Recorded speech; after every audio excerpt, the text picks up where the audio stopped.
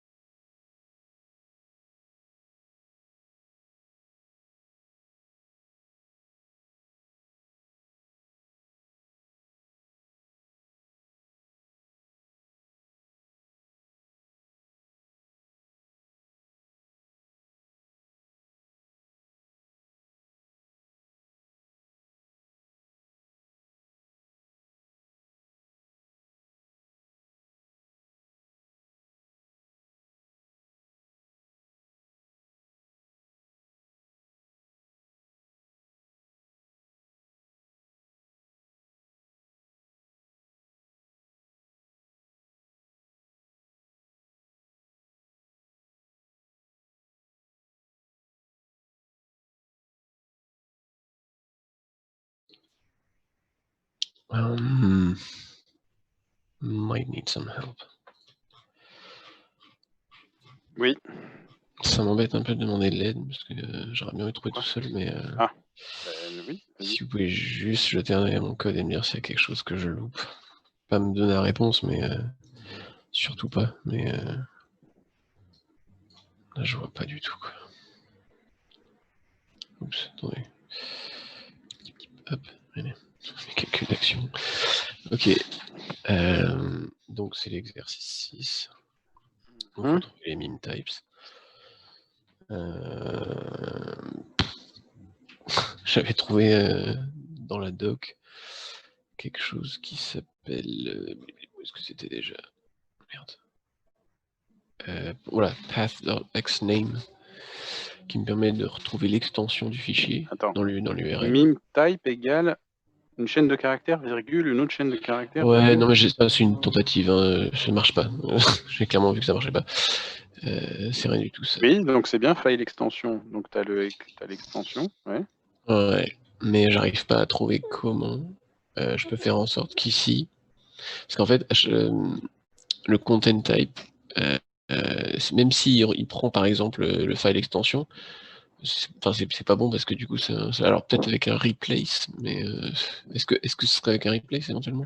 Mais non, l'extension, par exemple, si l'extension c'est .png, dans ce Ouais. cas-là, il faut que tu mettes le meme type image PNG. Oui, voilà, Dans c'est ce ça. cas-là, il faut que tu stockes, il faut que tu te fasses un tableau associatif ou un objet avec le nom de Comme ça. l'extension. Parce que c'est ce que j'avais mis en fait ici, mais. Mais non, là, tu as fait plein d'objets en fait. Tu peux te faire un objet dans lequel tu associes le nom de l'extension avec le type meme. Et comme ça, quand tu récupères l'extension, tu regardes si tu trouves le type meme qui correspond à cette extension dans ton array ou dans ton objet. C'est un peu ce que je pensais au début, ouais. Ouais, il n'y a pas d'autre solution. Ok. Ok, donc c'est un array avec. Ok, je vais explorer le côté array. Ça Regarde, marche. je te montre si je peux. Ouais. J'ai arrêté le partage.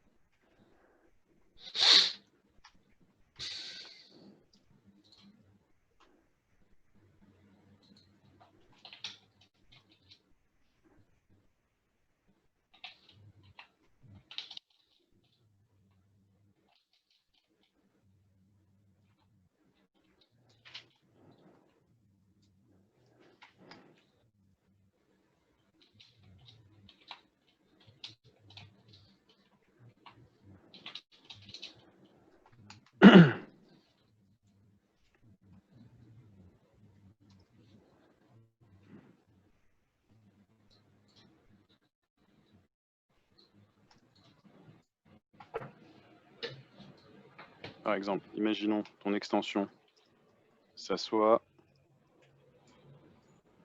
.html. Comment tu fais si tu veux récupérer le type meme qui correspond à l'extension .html? Types dot. Non, tu peux pas. Il y a un caractère spécial là, il y a un point. C'est pour ça que j'ai mis des côtes là pour déclarer le nom de cette propriété. Alors, là, du coup, ok, donc le type c'est un objet, c'est un objet. C'est propriété, const, text. Comment on fait quand les propriétés elles ont des noms avec des caractères spéciaux pour récupérer Merde,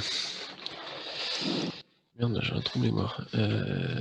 Entre crochets. Hein? Non, bah non, débile. Bah si. Ah oui, oui. J'avais pas d'autre solution de toute façon.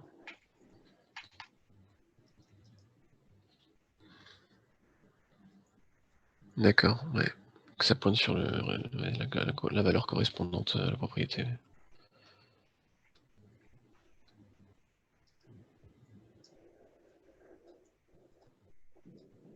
Ouais, logique, ouais.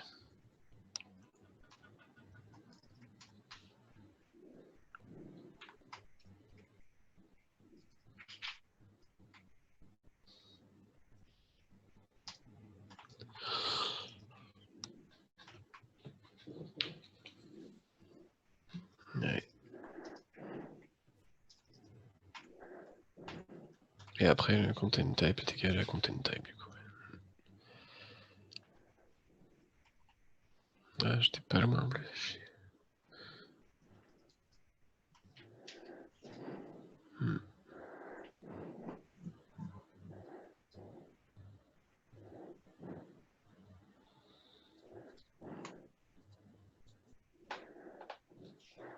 Je peux l'écrire comme ça. Tu récupères l'extension, tu la passes dans ton objet associatif, comme ça tu récupères le content type qui va bien. D'accord. Ok. Ok, il n'y avait pas de... Ok. Parce que je dirais que j'étais en train de chercher, enfin, du côté d'une méthode en Node.js, quoi, de path ou de fs ou de quoi que ce soit, mais... Non, pas besoin, on peut le faire très facilement en JS. Ouais, bah oui. Encore une fois, je me complique la vie pour rien, quoi. La vache, ça devient une habitude, quoi. Donc après, ce que tu peux dire, c'est si l'extension elle n'existe pas, tu mets un content type par défaut. Par exemple, tu peux dire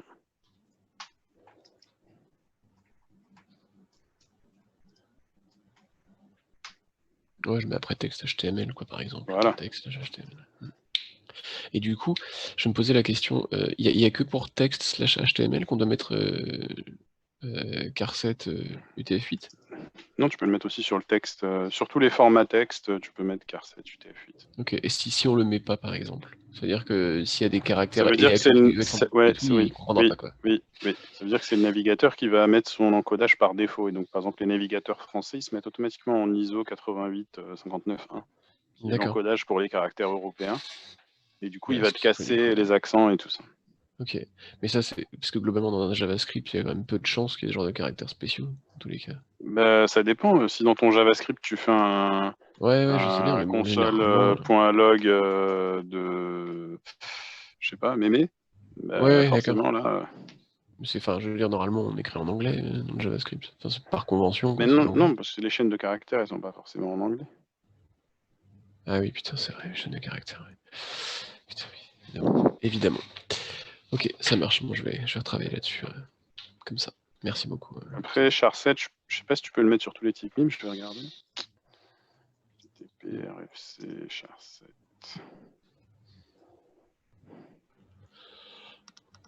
Charset.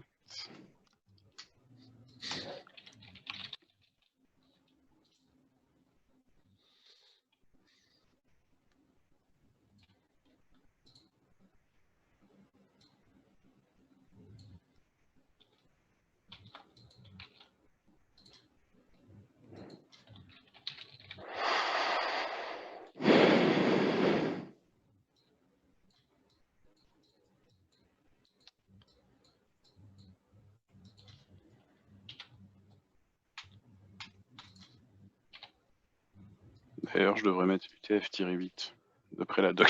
Je mets toujours UTF-8, mais je devrais mettre UTF-8.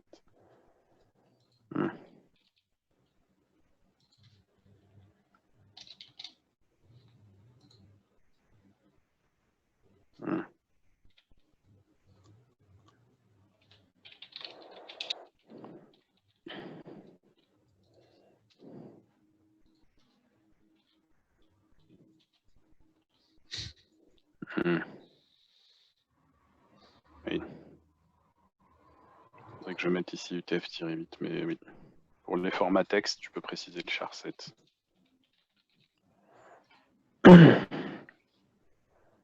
Ok. Oui, bon, ça c'est pas trop grave encore. Mais du coup, en fait, il n'y a pas de ray à proprement parler, c'est juste un objet. Ah non, c'est parce que là, comme il n'y avait qu'un seul type. Mais les crochets, c'est pas spécifique. Un array, c'est un objet. Ah oui, non, ça, je sais pas. Un array, c'est un objet. Si on est obligé d'utiliser les crochets avec les arrays, c'est tout simplement parce que tu peux pas écrire .1. Sinon, il croit que c'est 0,1. Donc c'est pour ça qu'on met crochet 1. Mais par exemple, tu peux très bien écrire...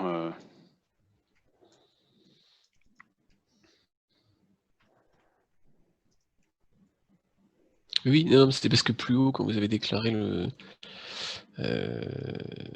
types. Et là, du coup, tu pourrais écrire mon array crochet 0, c'est A. Mon array crochet 1, c'est B.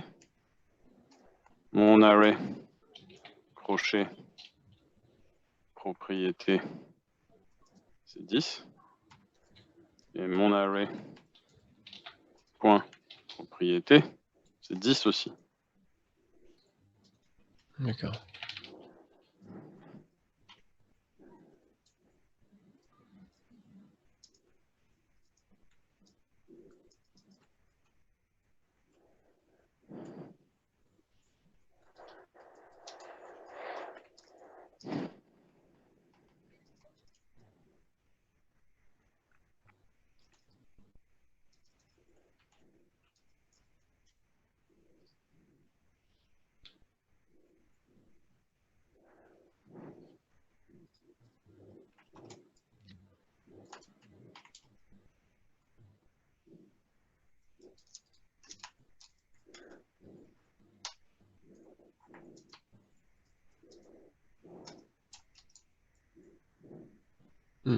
Ouais, ça c'est bon. C'est juste que j'avais pensé qu'en fait, pour rentrer les différents types mimes et leur correspondance, il fallait les faire dans un tableau, en fait, pas forcément dans un objet, quoi. Je sais pas pourquoi mais ça passe dans un objet, en fin de compte. Plus haut, là, l'objet types que vous avez écrit. Oui, j'ai mis dans un objet, ouais. Ouais, voilà, il n'y a pas besoin d'un tableau, enfin, il n'y a pas besoin à proprement parler d'un tableau, quoi. Non. Ça peut se fait chier pour rien, quoi. Yep. Ok, ça marche. Bon, bah, merci, je vais regarder ça. Ok.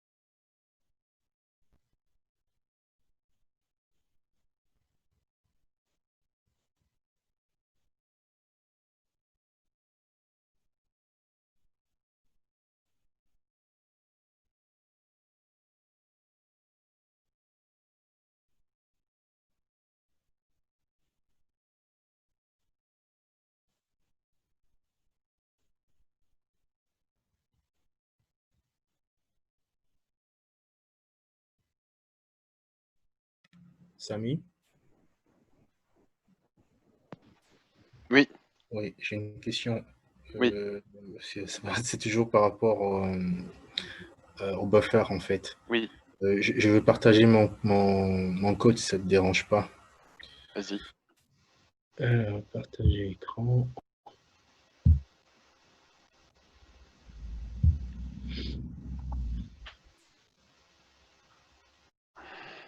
C'est pas celui-là. Celui-là. En fait, il me dit toujours le problème de contenu.linf, en fait. Alors, là, tu as un autre problème. Donc là, tu ouvres le fichier, n'est-ce pas? Oui. Tu dis fs.readfile. Oui. Et qu'est-ce que tu fais à la ligne suivante, après le readfile? Généralement... C'est laquelle la ligne de code qui va avoir lieu juste après le fs.readfile? Là, tu es ici, hein, là, devant. Oui, je sais, je suis en train de réfléchir par rapport... À ton avis, le node, il fait quelle ligne de code juste après que tu aies fait fs.readfile? Quelle ligne de code? Je comprends pas trop la question.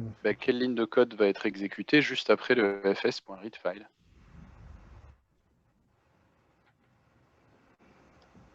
Il n'y a pas de piège, hein, c'est pour voir. Celui-là?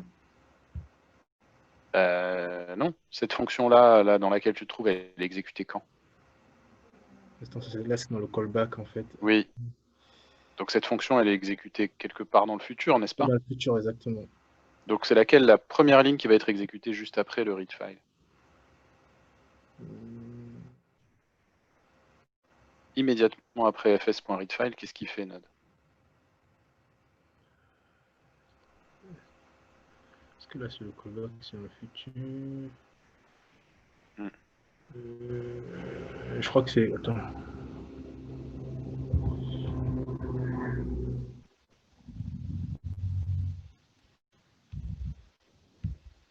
Il va répondre, n'est-ce Ouais, pas? c'est ça, ouais. Oui, mais à ce moment-là, il n'a pas encore lu le fichier. Effectivement. Donc tu es obligé de mettre ta réponse dans le callback, si tu veux être sûr de répondre quand Node, il a lu le fichier. Il faut que tu répondes au navigateur dans le callback. Si tu réponds au navigateur à l'extérieur du callback, en fait, tu vas faire le readfile, tu vas dire à Node, lis le fichier et réponds. Et il n'a pas encore lu le fichier. D'accord. Dans le cas où on doit chercher le... Ah d'accord, c'est bon, je vais essayer ça, merci.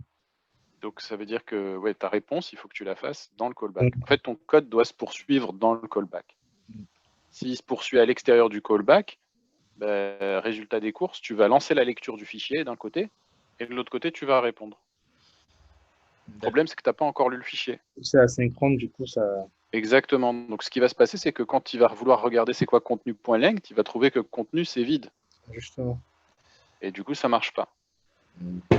Et quand tu vas vouloir envoyer la réponse, il va dire j'ai rien à envoyer, tu vois. Il va pas pouvoir faire le write. Merci. D'accord. Donc il faut que tu décales ta réponse dans le callback. Le callback tout en haut, d'accord.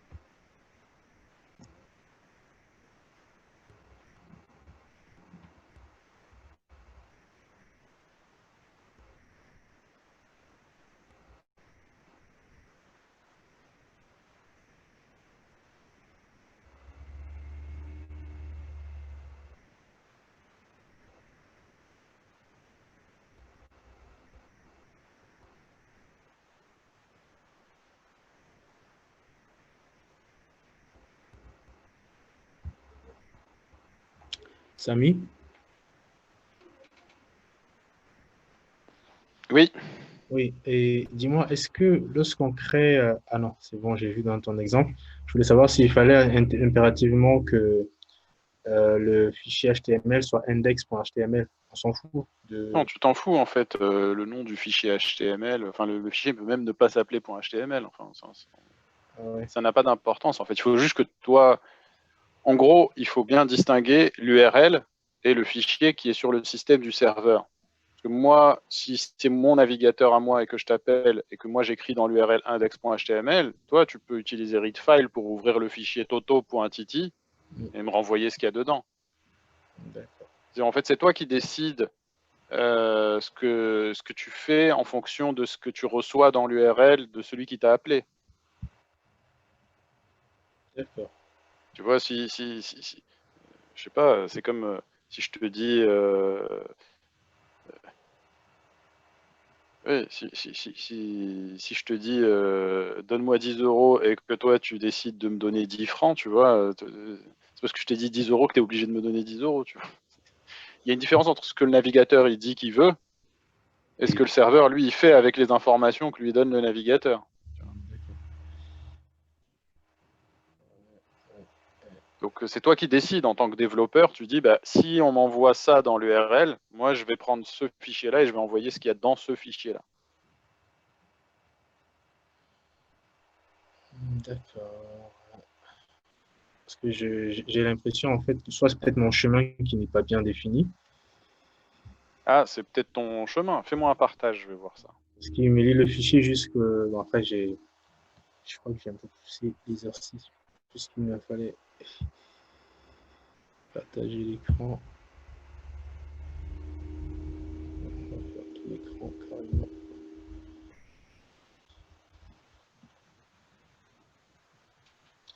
Alors, je te Donc remonte. tu as dit chemin accès, Mhm. objet url.passname.replace.html. Attends, replace, il faut donner deux paramètres. Il faut donner la chaîne de caractères que tu cherches et celle. C'est à la remplacer. Eh oui, mais là, si tu fais passname.replace de .html, c'est quoi le deuxième paramètre de replace? C'est rien du tout. C'est-à-dire, en gros, il doit remplacer .html par du vide, c'est ça?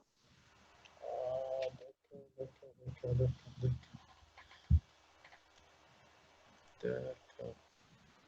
Je sais pas, hein, si tu me dis c'est Non, logique par rapport à non, ça. non, c'est pas logique, parce que justement, je regardais la doc de point replay sur MDM, effectivement, il fallait. Ça prend deux paramètres généralement. Je sais pas pourquoi j'ai fait ça Parce que, différemment. parce que toi, du coup, c'est quoi l'URL que tu mets dans ton navigateur? C'est /index.html et tu veux ouvrir le fichier qui s'appelle /index, c'est ça? C'est slash node1.html en fait. Voilà. Ah, donc toi, d'accord. Donc, et toi, quand tu prends l'URL, tu mets quoi dans l'URL? Tu mets /node1.html dans l'URL? Non, en fait, moi, j'avais indiqué, je pensais indiquer ce que je pensais en fait, c'était que en mettant .html, je devais juste mettre .html dans le navigateur. Hein? Non, attends. Ah ouais, Là tu es en train de coder le serveur.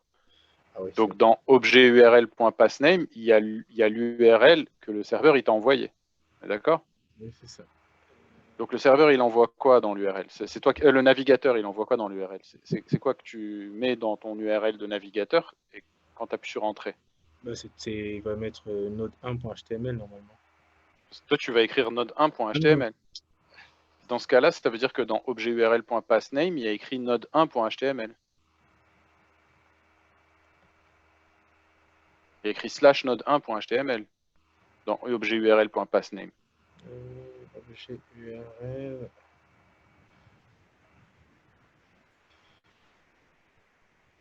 Il est où là? Je cherche À ça. la ligne 46. Dans objet url.passname, il y a écrit /node1.html. Non, là, j'avais mis juste le .html en fait.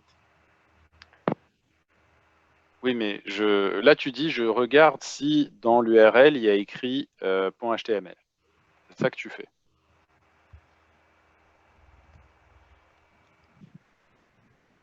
Oui, en fait, c'est ce que je faisais, mais et dans mon navigateur, attends, je vais te montrer. je venais là, comme ça, par exemple. Oui. Oh,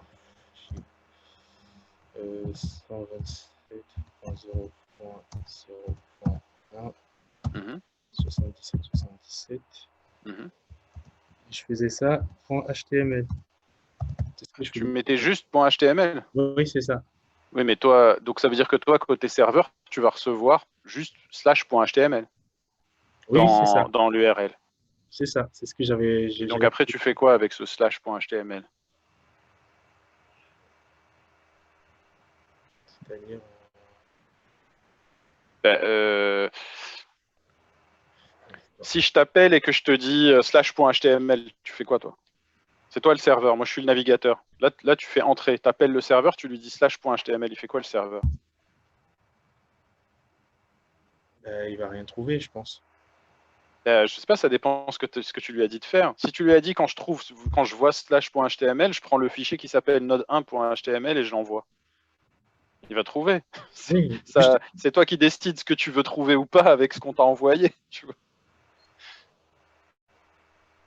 Ah, d'accord, d'accord. Ce qu'il y a dans l'URL du navigateur, ça n'a rien à voir avec ce qu'il y a dans le système de fichiers du serveur. C'est toi qui décides ce que tu fais avec l'information que le navigateur il t'envoie.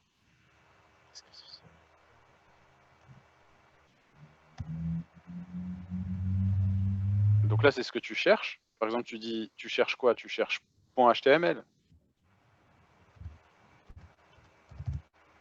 T'es sûr que c'est pas le contraire plutôt? Parce que je vais remplacer dans la recherche. Ah Oui, oui, mais non, là c'est le contraire, je crois. C'est tu vas remplacer .html dans le chemin par node1.html, si je comprends bien. c'est ça, c'est ça.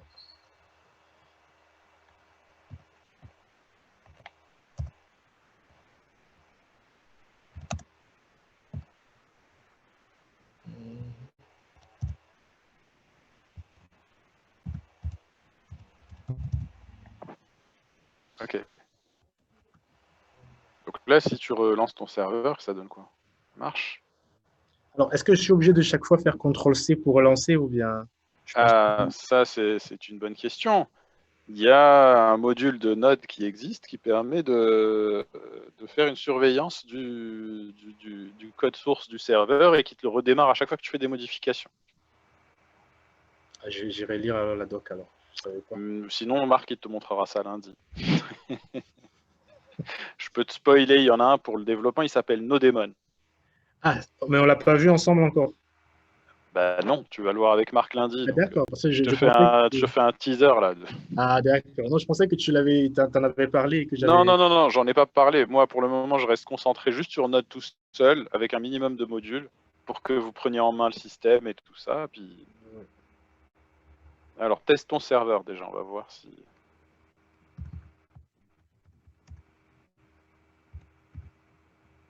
ça marche.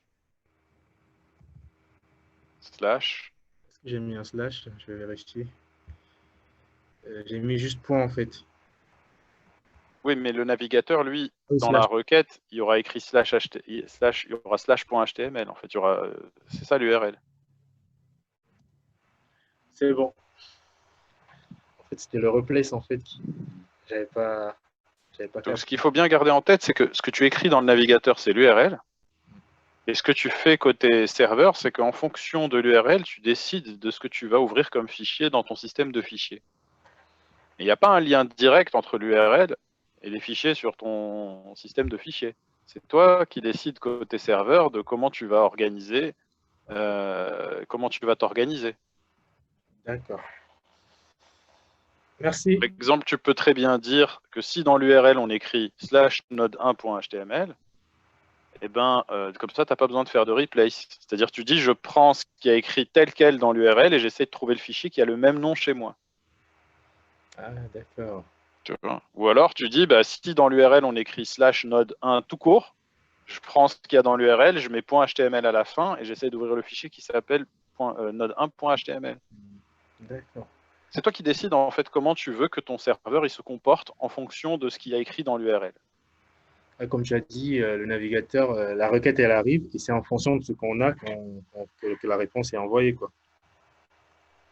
Oui, c'est ça. C'est toi, côté serveur, c'est que tu décides de ce que tu veux faire, en fait. Soit tu tiens de la façon dont tu tiens compte des informations que le navigateur t'a envoyées. Ouais, j'ai pris l'illustration de la question, si quelqu'un te demande, donne-moi 10 euros. C'est en fonction de ce que tu as que tu lui donnes. C'est comme quand on fait la C'est manche, ça. tu donnes ce que tu as, quoi. C'est ça.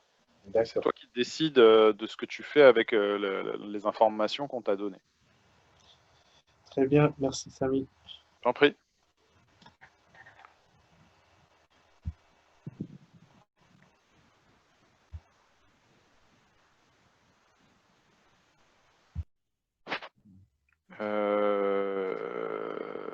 Oui, Rija.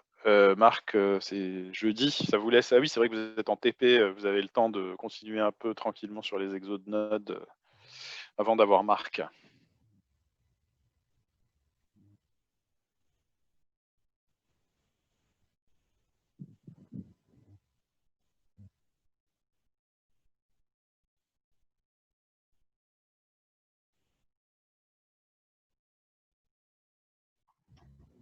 Ça veut dire que de lundi à jeudi, on a rien? Vous avez plein d'exercices sur Node. Oui, non, mais je vais. Ouais, oui, forcément, je devais m'attendre au coup de raquette. Lui, Alexandre, il se dit déjà, allez, c'est la fête. Bah non, carrément pas. Non, mais on n'a pas d'autres modules. On n'avait pas d'autres. Si, je crois que vous avez EME lundi, un truc comme ça. Ouais, mais le ME, c'est Fabienne, et Fabienne, elle va nous dire, bon, bah, vous faites les exercices, salut. C'est Karim, je pense. Elle n'a pas dit. Lundi, c'est Karim. Ouais. Comment? T'as dit quoi? Karim, lundi, je pense. Ah oui, voilà, ouais, c'est ça. D'accord, ça marche. Merci, mon cher James.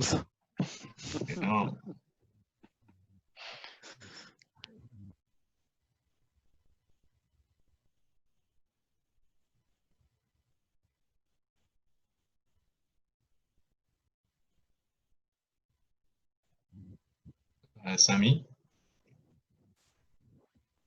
Oui. Oui. J'ai une question. Je peux partager mon écran? Bien sûr. Oui, vas-y. J'ai coupé le partage.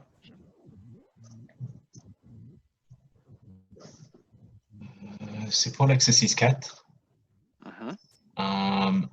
Je pense qu'il marche, mais j'ai l'impression que c'est vraiment pas la façon de le faire, en fait. Pourquoi? J'ai l'impression que ça pourrait être fait de façon plus concise. Oui, certainement. Parce que là, j'ai juste fait 2 fois, en fait. J'ai fait le if. Oui, et puis le else avec une condition. Ouais. Le else avec le about. Oui. Et ça marche, mais je sais pas si... oui, et donc, mais c'est quoi la question? C'est bien? C'est juste si c'est bien de faire comme ça, ou ça va être... Est-ce que c'est la bonne façon de le faire? Bon, il y a plusieurs façons de le faire, j'imagine, mais... Oui. Alors, c'est une vaste question, mais... En fait, là, par exemple, il y a un cas que tu ne gères pas. Qu'est-ce qui se passe si on ne met pas /home ou /about? Oui, ça c'est en fait, oui, ça c'est cette partie-là, je pense. Exact. Parce que si tu mets rien, ton navigateur, il va attendre toute la vie que le serveur lui réponde. Parce que tu ne gères pas le cas où c'est pas /home ou /about. Mais effectivement, la question que tu me poses, c'est est-ce que... Alors, attends, juste un petit détail, tu as écrit charRest au lieu de charset, de carset. Tu as écrit charRest. C'est charset. C'est caractère set. Character settings, je pense, un truc comme ça. Settings. Ok.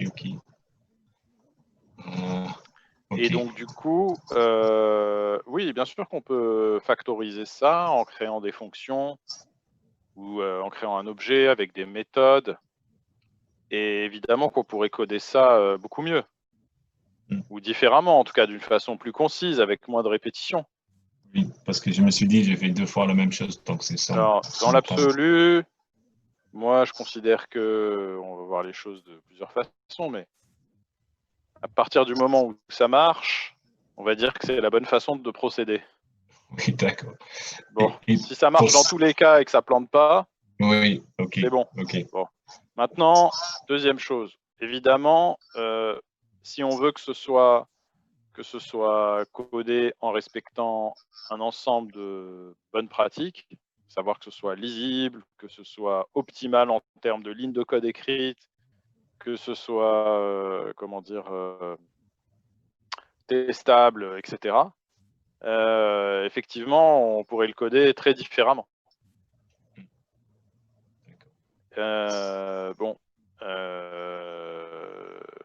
Est-ce que c'est l'objet de ce cours-là sur les bases d'aller explorer les 1001 façons de le coder d'une façon plus, plus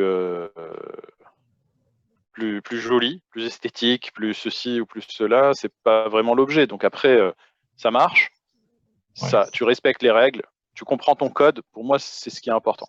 D'accord. Après, si tu veux qu'on voit la nature des optimisations qu'on pourrait faire sur ce code-là, c'est une autre question. Tu vois, je peux te montrer différentes façons de le factoriser.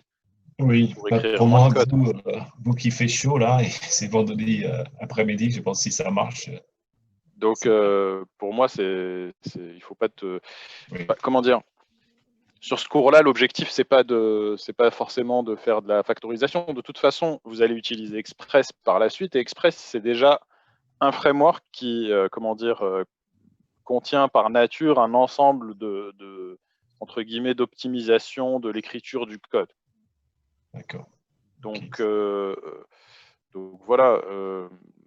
Effectivement, on pourrait explorer les façons d'améliorer la notation pour avoir moins de répétitions, etc. Déjà, tu vois, ce matin, quand j'ai fait mon exemple, j'ai fait une fonction pour la réponse. Oui. Oui, c'est vrai. Oui. Donc, par exemple, ça, tu aurais pu refaire une fonction un peu comme en t'inspirant de ce que j'ai fait ce matin pour pas avoir à écrire à chaque fois res.writehead et res.write, etc. Tu vois? Oui, ça c'est... Oui, ok.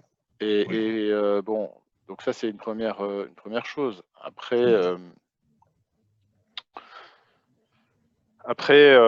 effectivement, on peut faire différents types d'optimisation. Si tu veux, je peux te montrer un peu sur un exemple, si tu veux voir un peu ce que ça peut donner. Ok, j'avais une question juste avant. C'était tout ça, ce qu'on voit ici dans le terminal. Oui. Je me demande est-ce que c'était parce que j'ai pas fait. Ça, en fait, oui, c'est pas un console log en fait. J'ai pas de console log normalement. Donc, tu as un console log cannot find in file. Tu as un console log can't find in file. Et c'est ça en fait, c'est ça. Parce que tu as les console logs que tu as mis en commentaire. C'est le console log de home. Oui, ça. Mais c'est ça qu'on voit dans le terminal. Ah oui, d'accord. Okay. C'est le console log de home.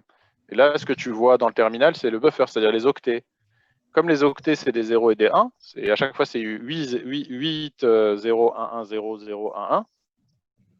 Donc, au lieu de les écrire en mettant 1, 1, 0, 1, 1, 1, 1, quand tu affiches le buffer dans la console, il te l'affiche en hexadécimal. Par exemple, 3C, si tu prends ta calculatrice de programmeur sur ton... Tu vas dans ta calculatrice sur Windows. Et du coup, ça c'est le fichier HTML en fait, en octets.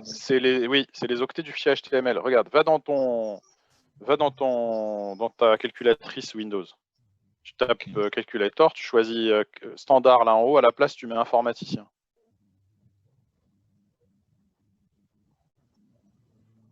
Programmer. Et là, tu écris, tu vas dans X, tu cliques là, X, tu cliques sur X, et là, tu écris le premier truc. C'est quoi le premier truc hexadécimal là, au début de ton buffer? C'est 3C. Alors, écris 3C. 3C. 3C, ça correspond à 00111100. Maintenant, on va aller voir.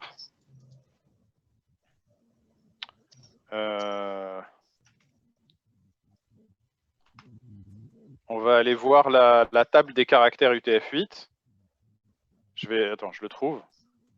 Et 3C. Alors, attends, laisse-moi une seconde. 3C, ça correspond au symbole inférieur. C'est ça? Oui. Est-ce que ton fichier commence par inférieur? Mon fichier, c'est quoi mon fichier home, non? Ton fichier home. Il commence Oui. par inférieur. Oui, voilà. Il commence Ah, par d'accord. inférieur. Donc ça, c'est 0, 1, 1, 0, 0, 0. Dans la table de correspondance entre les caractères et les octets, Oui, ça correspond à comment dire? Ça correspond à inférieur. Donc, d'accord.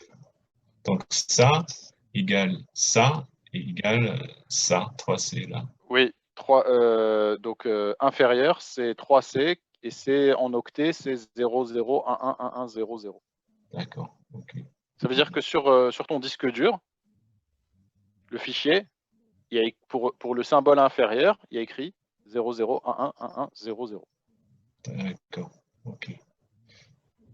Ok, Si tu veux, tu as la table, j'ai trouvé la table de correspondance hexadécimale, comment dire, caractère, elle est facile à trouver. Elle est là.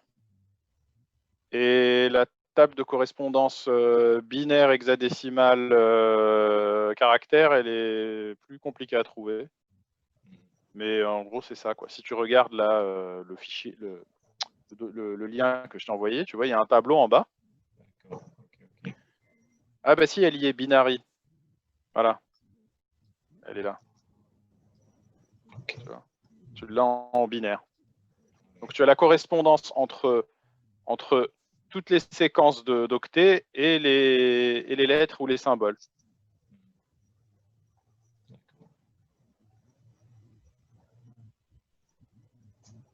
Ah oui, d'accord, oui, oui. Donc là, si tu descends, C'était ça, oui. oui, tu vois, c'est inférieur, c'est 0, 0, 1, 1, 1, 1, 0, 0. Mhm. Et tu as si tu veux, tu l'as aussi en haut, en tête dans ce truc-là, tu l'as en hexadécimal. Si tu veux voir les octets en hexadécimal. D'accord. En fait, sur ton disque dur, les données, elles sont stockées avec des 0 et des 1. Ça, d'accord. Oui. Mais il y a une table de correspondance entre les 0 et les 1 et les caractères. C'est pour ça que quand tu ouvres Visual Studio Code, lui, quand il lit un fichier, ce qu'il voit, c'est 0, 0, 1, 0, 0, 1, 0. Il voit des 0 et des 1. Mais il utilise une table de correspondance pour t'afficher ça avec des caractères. Comme ça, tu peux lire ce qu'il y a écrit. Ok. Ok, oui, je vois. Ok, merci. Et je te propose, ce soir, là, si tu t'ennuies, tu regardes la vidéo que j'ai donnée là, sur YouTube.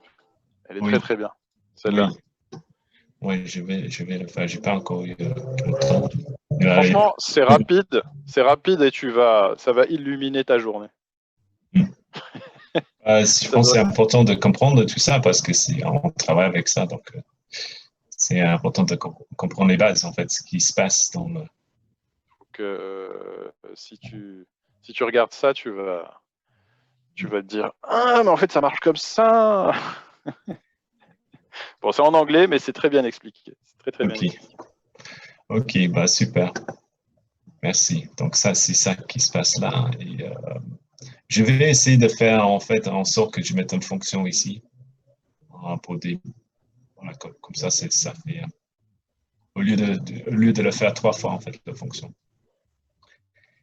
Et, voilà, et celle-là, il faut la voir avant. C'est Memory and Storage. Voilà, regarde. Tac. Ces deux vidéos-là, elles sont très bien. Si tu veux comprendre comment les fichiers ils sont enregistrés dans la mémoire. Donc la deuxième vidéo, ça parle de comment les informations sont enregistrées dans la mémoire. Et la suivante, c'est comment les informations elles sont enregistrées spécifiquement sur un disque dur et comment elles sont structurées. D'accord. Voilà. Ok. C'est rapide, c'est des vidéos qui durent 15 minutes. Et c'est très bien expliqué. Avec des schémas et tout. Super. Pour ce week-end. Juste dernière question, c'est pour fait le dernière partie ici, ça va être juste, mon façon de le coder, ça va être juste encore un else Oui. en fait, un if Oui. else. Oui. D'accord. Ok.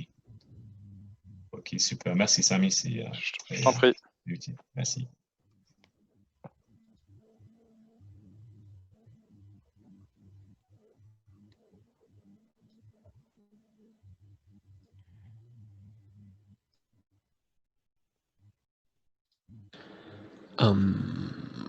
Oui. Désolé. Non. Donc j'ai fait donc l'objet. J'ai Oui. tenté de factoriser pour essayer de diminuer un peu mon code, mais j'ai beau regarder à quel endroit j'ai merdouillé, il me dit à chaque fois que dans ma factorisation, il ne comprend pas le response, donc qui est donc l'argument que j'ai passé à la fonction sendResponse, .content.length. Et j'arrive pas à voir pourquoi il... Fais-moi un partage ouais, alors. parce que pourtant il devrait le comprendre. Donc voilà, ça commence là, donc moi, j'ai les require, normal, création de serveur. Alors attends, tac, tac, l'objet, tac, tac, là c'est la fonction en question. tac, d'accord. Donc si tu descends, tu as écrit quoi? Tu as écrit pathname, ta. Voilà, donc si c'est différent de ça, le user path il est comme ça, donc ça fonctionnait précédemment. Bon, Ben oui, mais là, regarde, dans ton read file, tu as défini res.data. Ouais. Et ensuite, tu as fait res.content égale data. Bon, pourquoi pas. Ensuite, tu as fait send response. Oui, mais dans le if différent de content type, tu as dit, t'as pas défini res.content. Bah, je pensais que je définissais là du coup. Oui, mais tu fais bien ton send response. Ah bah je donc devrais ton pas faire res send content response, en fait, ici. Non, je pense pas, non. Parce que Bah tu oui, vas pas c'est envoyer ce que deux je fois fais. la réponse. Bah donc oui, là, voilà. Ok. Ben Mais voilà. ça, en fait, l'erreur que j'avais, c'était ça, en fait. Response content.length. Ben, c'est normal, il n'y avait pas de propriété content. Donc, il t'a dit response.content.length, content, il est undefined. D'accord. Dans l'erreur, il y a écrit cannot treat property length of undefined. Ça veut dire que tout à fait. length, il n'existe pas sur content. Ça veut dire que content, il n'est pas défini. Regardez si ça fonctionne. Et il y avait un autre truc aussi qui était un peu... On va essayer de voir ce que ça donne. Ouais, c'est pareil. Et ben, ça veut dire qu'il y a un autre endroit où tu as dû faire la même erreur. Regarde en dessous. Tu as défini res.data, res.content, égale data. Ouais, j'ai regardé, mais je vois pas... Alors, remonte un peu. Je vais peut-être... Attends. Diminuer un peu ma console. Ah, bah oui. Tu as mis res.content égale data. Oui, ça c'était bon. Remonte dans le send response. Response.status code. Content type response.content type. Donc c'est toujours ça. Response.content.length. Je me suis pas trompé quand j'ai écrit response. Non. Descends plus bas. Est-ce que tu avais enregistré ton fichier avant de faire ton test? Oui. Ouais, là sinon il y aura un petit point blanc. Là. Donc tu as fait res.data égale buffer from data. S'il y a une erreur. Et en dessous, tu as fait res.content égale. Oui, mais non, il ne faut pas faire res.data égale buffer. Il faut faire data égale buffer. Parce que le but ici, c'était de définir data s'il n'est pas défini. Ah, et donc c'est pareil pour status code. Parce que